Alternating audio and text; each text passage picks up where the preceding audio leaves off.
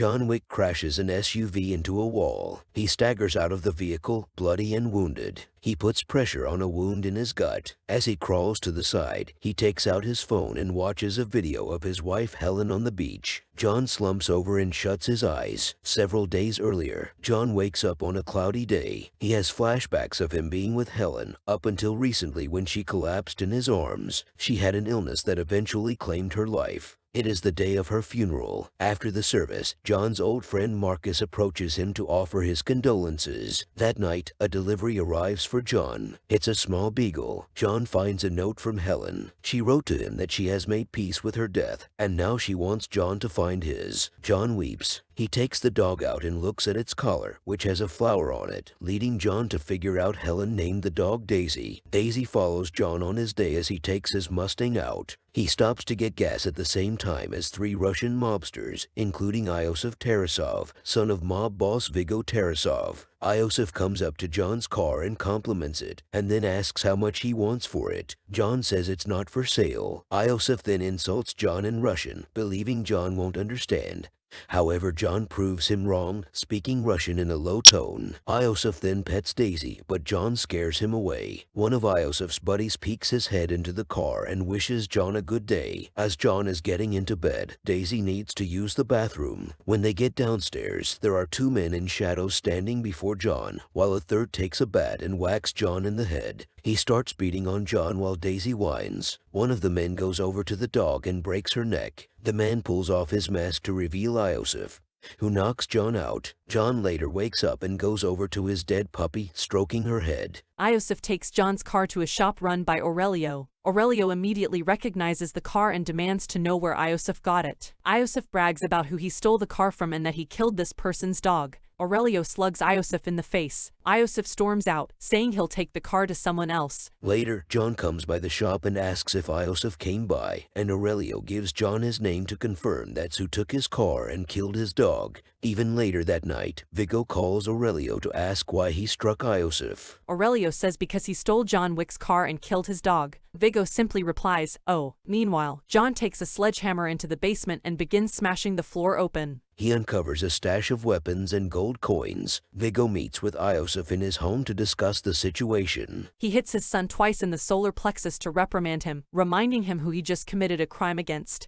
Viggo tells Iosif that John Wick was associated with him once, until he met Helen and decided to leave. John apparently had a reputation as the boogeyman, or rather, the guy they call to kill the boogeyman. Viggo calls John up to try and resolve the matter, but John hangs up on him. Viggo sends a team of 12 hitmen to John's home that night to kill him. John dispatches all of them with relative ease, fighting with the last few before stabbing the last guy through the heart. A police officer knocks on the front door. John greets him by name and asks him if there's been a noise complaint, and the cop says yes. He asks if John is back in the business, referring to the body visible behind John. John says he's just sorting some things out. The cop wishes him well and leaves. John summons a cleanup crew that he has done business with in the past to clean up the scene and dispose of the bodies. They seem to know it won't be the last time they help him. Viggo meets with Wick's friend Marcus and asks him to kill Wick, offering a contract worth $2 million.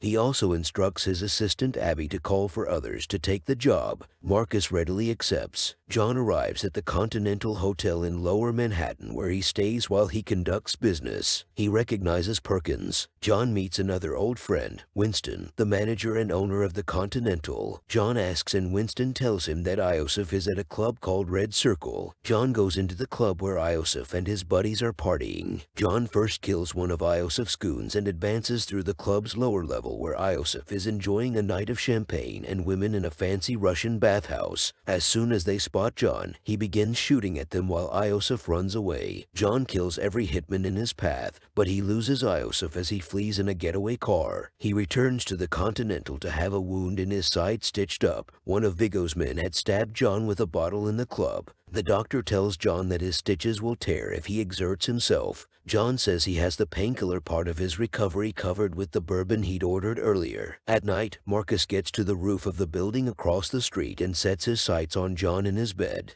From the mirror, he sees someone entering. He fires a shot to warn John. It's Perkins. She starts shooting at John while he dodges her. She tells him that Viggo has doubled the contract to $4 million if she breaks the rules of the hotel and kills him. He fights Perkins with difficulty until he gets her in a headlock and offers her mercy for information. She tells John that Viggo keeps most of his assets in the basement of a church. John knocks Perkins out and leaves her with Harry, a business acquaintance, for one of the gold coins of their organization. Harry keeps Perkins cuffed to a chair, unaware that she has dislocated her thumb to slip out. She gets out and puts a pillow over Harry's face before shooting him. John goes to the church where Viggo keeps his secret stash of money and business files. After shooting the other guards in the church, John forces the priest to guide him to where the vault is. He dismisses the women in the vault and lights it all on fire. Viggo learns of the fire moments before he is caught in a hail of gunfire courtesy of John. Although he kills most of Viggo's men, he is knocked out when an SUV rams into another, knocking John to the ground. Viggo captures him and wonders why he's gone to such great lengths for revenge over a car